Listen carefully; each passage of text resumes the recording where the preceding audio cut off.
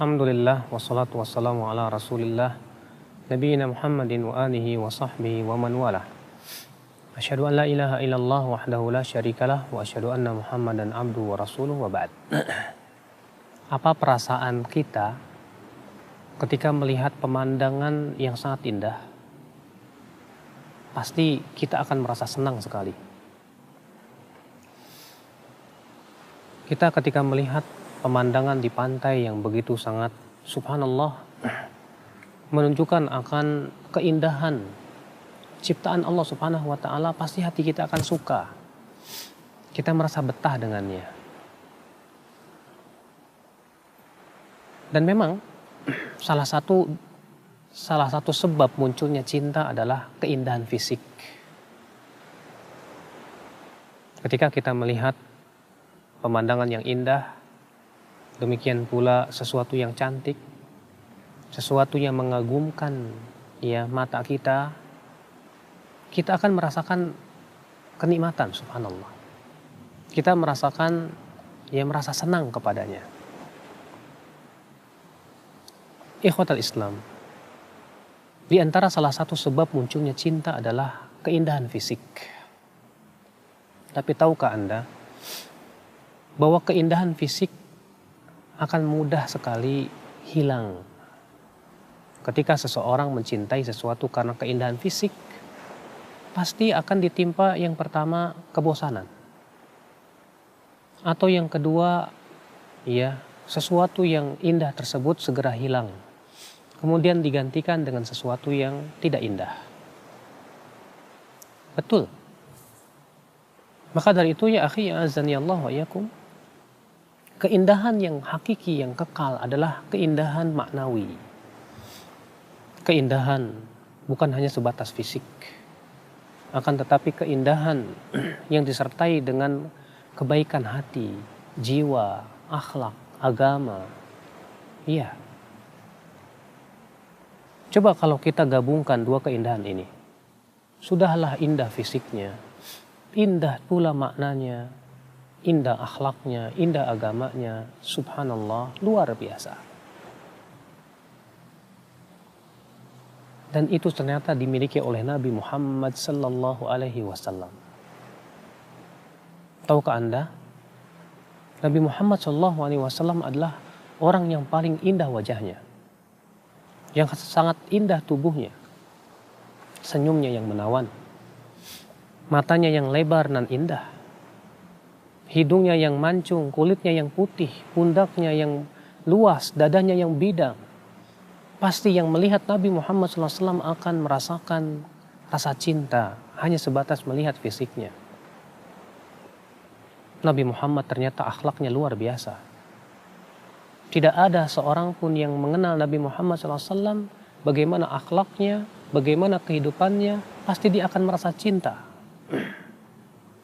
Subhanallah, ikhwatul Islam, azani Allah wa iyyakum. Maka dari itu ya akhi, cinta ketika berhubungan dengan fisik saja, dia tidak akan lama. Tapi ketika cinta dihubungkan dengan agama, dengan maknawi, maka sesuatu itu menjadi sesuatu yang sangat indah, luar biasa. Ikhwatul Islam, agama kita ini indah. Syariat yang diturunkan oleh Allah Subhanahu wa taala adalah indah. Karena ia berasal dari pencipta yang maha indah. Rasulullah SAW sabda, innallaha jamilun yuhibbul jamal. Allah itu indah dan cinta keindahan. Maka Rasulullah SAW yang diberikan oleh Allah fisik yang indah, akhlak yang indah, membawa syariat yang sangat indah sekali. Disyariatkan kita sholat untuk bermunajat kepada Allah, membeningkan hati. Dianjurkan kita untuk berakhlakul karimah, berbuat baik kepada manusia. Dijadikan kita agar kita tidak menjadi orang yang pelit namun dermawan, agar senantiasa memperhatikan orang-orang miskin. Diperintahkan kita untuk senantiasa menghormati tetangga, dan bahwasanya menyakiti tetangga itu adalah sesuatu dosa besar yang bahkan bisa menghilangkan kebaikan-kebaikan kita. Makanya subhanallah ikhwatul Islam azani Allah wa iyyakum. Siapa yang mengatakan bahwasanya saya tidak mencintai Rasulullah SAW? Kalau dia mengenal Rasulullah SAW dengan sebenar-benarnya pengenalan, bagaimana keindahan fisiknya, keindahan akhlaknya, keindahan agamanya, syariatnya, dia akan betul-betul mencintai Rasulullah Sallallahu Alaihi Wasallam. Namun, apakah cinta itu hanya sebatas di lisan? Kalau sebatas di lisan, cinta gombal namanya. Hanya sebatas berkata, saya cinta Rasulullah, saya cinta Allah. Tapi kita ternyata tidak mencintai syariatnya. Ternyata kita tidak merasakan keindahan syariatnya di dalam dada-dada kita. Ketika kita diperintahkan sholat, kita melakukan sholat tapi hati kita terbang entah kemana. Bahkan mungkin kita berkeinginan untuk segera selesai dari sholat, sehingga kita tidak merasakan bagaimana indahnya sholat. Ketika kita berpuasa Ramadan, kita berharap agar puasa itu segera selesai. Tidak lagi merasakan keindahan puasa dan ibadah kepada Allah. Ketika kita diperintahkan oleh Allah untuk sedekah dan zakat, kita lakukan itu karena keterpaksaan. Tidak lagi kita merasakan keindahan bagaimana manfaat sedekah yang dirasakan. Tapi lisannya berucap, saya cinta. Saya katakan cinta gombal kamu tuh. Karena cinta butuh pengorbanan ya. Cinta itu harus ada pengorbanan pada diri kita untuk menjalankan perintah Allah, menjauhi larangannya. Coba lihat pemandangan yang indah ini. Dan pikirkan baik-baik. Kalau Allah mampu menciptakan pemandangan yang begitu indah, bukankah menunjukkan bahwa Allah Maha Indah dan syariatnya indah? Dan tidak mungkin Allah menzalimi hambanya, betul? Nah, demikian pula Rasulullah SAW sangat sayang kepada umatnya.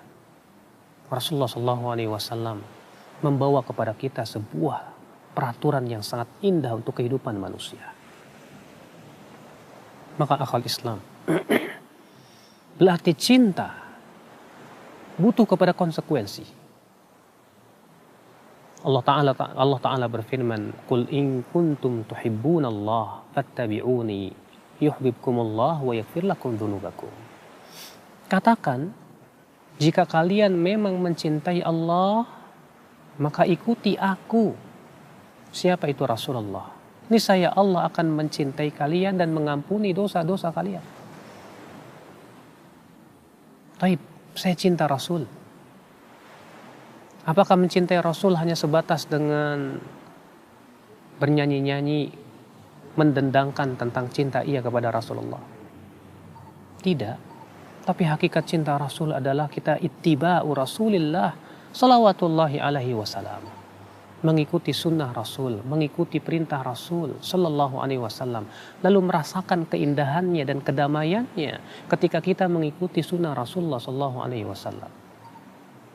Siapa yang tidak merasakan keindahan syariat Allah, ia tidak akan merasakan keindahan surganya. Dan siapa yang menganggap bahwasanya syariat Allah itu tidak indah, penuh dengan beban, maka itu hakikatnya orang yang tidak melihat hakikat keindahan pencipta alam semesta. Lihat, Allah Subhanahu wa Ta'ala memperumpamakan orang-orang Yahudi dan Nasrani yang diberikan kepada mereka Taurat, tapi mereka tidak mengamalkannya dengan sebenar-benarnya. Apa yang terjadi? Allah mengatakan perumpamaan mereka seperti keledai yang membawa kitab-kitab besar. Kenapa Allah memberikan perumpamaan keledai yang membawa kitab-kitab besar? Karena keledai tidak tahu apa yang dia bawa di atas punggungnya. Bagi keledai itu semua hanyalah beban, dan beban. Maka orang yang menganggap syariat ini tidak indah, syariat ini hanyalah beban, berarti, maaf, Allah Subhanahu wa Ta'ala mempermisalkan dia sama dengan keledai.